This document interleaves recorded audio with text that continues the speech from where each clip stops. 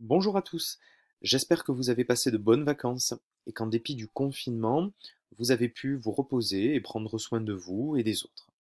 Pour l'heure, il nous faut revenir au travail puisque vous allez travailler de nouveau à la maison pour les 2 prochaines semaines.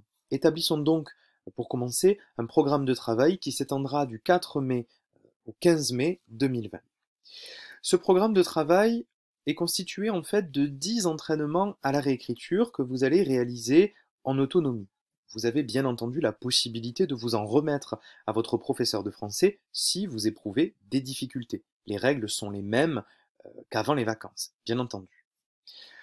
Sur Pronote, vous trouverez un feuillet d'exercice à télécharger. Attention, il y aura 2 versions possibles, n'en choisissez qu'une. La version dite Papa Pingouin pour les élèves qui sont à l'aise avec l'exercice de la réécriture et plus généralement à l'aise avec la grammaire et la conjugaison, l'orthographe. Si vous vous sentez plus frileux, un peu plus fébrile par rapport à toute cette somme de connaissances, vous pouvez choisir la version dite Bébé Pingouin. Les exercices sont simplement les mêmes, mais sont adaptés de façon différente. À vous donc de réfléchir et d'envisager le niveau qui est le vôtre et de choisir la version qui vous correspond le mieux. Vous pouvez bien entendu commencer par la version Bébé Pingouin et puis finalement choisir de récupérer la version Papa Pingouin si vous sentez que vous êtes plus en confiance. Et inversement, bien entendu. Une fois que vous aurez choisi votre version, il vous faudra de toute façon faire systématiquement les 2 choses suivantes. Corriger proprement, lisiblement et intégralement la réécriture de la veille. Ce corrigé de réécriture, vous le trouverez dans votre cahier de texte Pronote, dans la partie contenu du cahier de texte. Pensez à ne pas seulement regarder les devoirs à faire, regardez également le contenu du cahier de texte. Vous y trouverez de précieuses informations. Une fois que vous avez corrigé la réécriture de la veille, il faudra faire la réécriture du jour, tout simplement. En gros, nous considérons que vous devez travailler approximativement 30 minutes par jour en français. Disons 5 minutes pour la correction, 10 minutes grand maximum, et 20 à 25 minutes pour la réécriture du jour. Plus vous allez en faire, plus vous irez vite. Faites-nous confiance. Mais pourquoi des réécritures? Eh bien tout simplement parce que l'exercice de la réécriture est l'exercice le plus simple pour réviser des éléments fondamentaux de la grammaire française. Vous allez travailler un exercice qui vous sera proposé au brevet des collèges et que vous retrouverez également en classe de 4e. Tous les points de grammaire que vous allez revoir à l'occasion de ces réécritures seront des éléments essentiels, fondamentaux, pour que vous puissiez envisager l'année de 4e sereinement en français. Avant toute chose, vous allez vous munir d'une feuille double et la présenter comme indiqué ci-dessous. Votre nom, votre prénom, votre classe en haut à gauche, entraînement au pluriel à la réécriture au centre de la page. Mettez la vidéo sur pause, présentez votre feuille et lorsque vous êtes prêt, relancez la vidéo. Quelques conseils avant de passer à la méthodologie. Vous allez faire toutes les réécritures sur une même feuille double. Pourquoi? Tout simplement pour éviter de perdre votre travail. Il vaut mieux que toutes les réécritures soient sur une même feuille et que vous les ayez toutes sous la main immédiatement. La deuxième raison, c'est tout simplement qu'il est inutile de gaspiller du papier. N'oubliez pas également de sauter 2 lignes entre chaque réécriture pour aérer la présentation. Je vous rappelle que s'il s'agit d'exercices d'application, il n'en demeure pas moins que ces exercices de réécriture constituent des morceaux de cours à part entière, soit de révision, soit de découverte de certains points de grammaire fondamentaux. Vous allez prendre un stylo rouge et vous allez en dessous du titre que vous venez d'inscrire sur la feuille que vous venez de préparer, quelques conseils de méthode. Pour réussir ma réécriture, je dois lire précisément la consigne et vérifier que j'ai bien compris ce qui est demandé. Souligner dans le texte de départ tout ce qui doit être changé en fonction de ce qui m'est demandé, bien entendu. Si vous ne pouvez pas souligner Puisque vous n'avez pas d'imprimante, par exemple, contentez-vous de prendre un brouillon et de repérer au brouillon les mots qui seront susceptibles de changer. Une fois que vous avez repéré les mots qui devraient être changés, vous allez appliquer ces changements au brouillon toujours. Très important. Ce n'est que lorsque vous avez procédé à toutes les transformations que vous allez pouvoir réécrire le texte en réécrivant correctement les mots et en suivant la consigne. Vous veillerez à ne pas faire d'erreur de copie.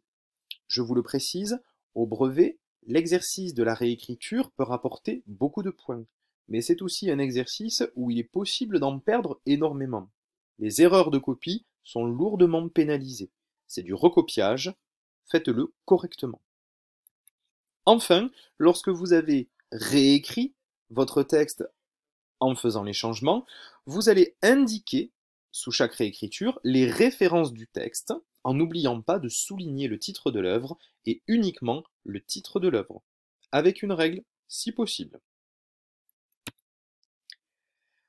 Vous sautez une ligne et vous allez écrire réécriture 1. Vous mettrez systématiquement entre parenthèses la date du jour afin que vous puissiez vous y retrouver. Réécriture 1, le 4-05-20. Pour cette première réécriture, nous allons faire le travail ensemble, étape par étape, afin de vous présenter la méthode. Pour les autres réécritures, de la 2 à la 10, vous le ferez seul. Première étape donc, je lis et je comprends. Réécris le passage suivant en mettant le garçon au pluriel. Tu feras toutes les modifications nécessaires. Le garçon s'en alla, en secouant la poussière de ses habits. Il haleta, renifla, se détourna parfois en relevant le menton, et cria à Tom ce qu'il lui réservait pour le jour où il le repincerait. Ce à quoi Tom répondit par des sarcasmes. Ce texte est un extrait du livre de Mark Twain, Les aventures de Tom Sawyer, qui date de 1876, c'est-à-dire de la deuxième partie du XIXe siècle. Vous avez remarqué qu'il y a une étoile à côté du mot sarcasme. Je réponds par avance à votre question. Un sarcasme, c'est une moquerie ironique et méchante. La consigne nous invite donc à tout simplement modifier le groupe nominal inaugural, le garçon, qui est un groupe nominal au masculin singulier. Si le genre ne change pas, c'est toujours garçon, on nous demande cependant de le basculer au pluriel. C'est donc le nombre qui va être modifié. Forcément, si le groupe nominal de début bascule au pluriel, je vais devoir procéder à tout un tas de modifications nécessaires pour que le texte soit recevable du point de vue de la syntaxe ou de la conjugaison. Puisque vous avez bien compris maintenant votre consigne et que vous avez le texte en tête, je vous propose de passer à l'étape numéro 2. J'identifie et je transforme. Pour vous aider, je vous ai directement repéré les changements à effectuer et j'ai établi un code couleur. En vert, le groupe nominal que je dois transformer, qu'il m'est demandé de modifier, et les pronoms, les trois pronoms personnels de la troisième personne du singulier, il, que je vais devoir également modifier. En rouge, les verbes, qui seront frappés par un changement. Et en bleu, nous le verrons à la fin, les deux déterminants qui devront eux aussi être modifiés pour que le texte puisse avoir un sens. Pour celles et ceux qui le souhaitent, vous pouvez fonctionner par tableau, comme ceci. Je mettrai dans la première colonne le groupe nominal et les pronoms qui seront frappés par un changement. Les verbes dans la deuxième, les déterminants dans la troisième. Pour la première colonne, c'était assez simple. Le garçon devient les garçons pour le groupe nominal inaugural et par voie de conséquence, les pronoms personnels de la P3 deviennent il au pluriel, c'est-à-dire les pronoms personnels de la P6, tout simplement. Pour ce qui est des verbes, on ne vous demande pas de changer le temps verbal. On vous demande simplement de faire en sorte que le pronom et le verbe correspondent. Vous ne devez donc changer que la terminaison verbale. Vous ne touchez pas au temps. Les 5 premiers verbes. Alla, haleta, renifla, se détourna et cria étaient des verbes au passé simple de l'indicatif. Je devais donc tout simplement les récupérer et appliquer la terminaison de la troisième personne du pluriel, ce qui nous donne allèrent, haletèrent, reniflèrent, se détournèrent et crièrent, tout simplement. Pour ce qui est du verbe réserver, réserver était un verbe à l'imparfait. Je vais donc changer le AIT et appliquer la terminaison de la dernière personne du pluriel, AIENT, réservé, bien entendu. Pour ce qui est de repincerer, il y avait non pas une petite subtilité, mais une chose à laquelle il fallait faire très attention. Vous avez remarqué que repincerer se termine bien par AIT. Il a donc bien la terminaison d'un verbe conjugué à l'imparfait de l'indicatif. Cependant, vous remarquez qu'il y a un R. Le R, normalement, est la consonne caractéristique du futur. Repincerer est donc un verbe qui est né de la rencontre entre le futur et l'imparfait, c'est tout simplement ce qu'on appelle le conditionnel. Pour autant, en termes de conjugaison, il n'y a pas de subtilité. Les terminaisons sont systématiquement celles de l'imparfait. Le il avec un S donnera donc AIENT, comme si je conjuguais un verbe à l'imparfait. Enfin, les déterminants. Les déterminants, rien de plus simple. La poussière de leurs habits, bien entendu, puisque maintenant, les enfants sont plusieurs, bien sûr.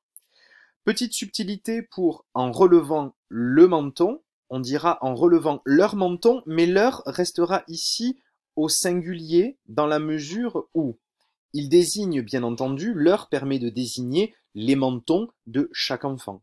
Mais dans la mesure où chaque enfant n'a qu'un seul menton, leur est déjà un pluriel en lui-même, il n'y aura pas besoin de rajouter un S. Rajouter un S à leur sous-entendrait que les enfants ont plusieurs mentons, ce qui n'est pas le cas. Lorsque j'ai terminé cette étape d'identification et de transformation, je vais pouvoir passer à l'écriture, à proprement parler, la réécriture du texte. Si j'ai bien fait mon travail, j'obtiens donc ceci. Troisième étape, je rédige et je relis. Les garçons s'en allèrent en secouant la poussière de leurs habits. Ils haletèrent, reniflèrent, se détournèrent parfois en relevant leur menton, et crièrent à Tom ce qu'il lui réservait, pour le jour où il le repincerait. Ce à quoi Tom répondit par des sarcasmes. N'hésitez pas à souligner en reprenant le code couleur avec lequel nous avons travaillé ensemble. Ça vous permettra de visualiser les différents éléments qui ont été frappés par un changement et de bien dissocier leur classe grammaticale.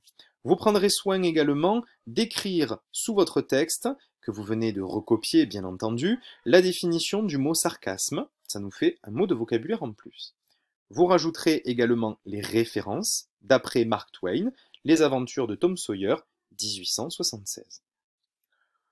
Voilà, vous avez eu une première présentation de la méthode à suivre. Je vous encourage donc à re-regarder cette vidéo afin de vous remettre toutes ces étapes en tête. N'hésitez pas à nous écrire si besoin et à vous de jouer. Bon courage et à très vite.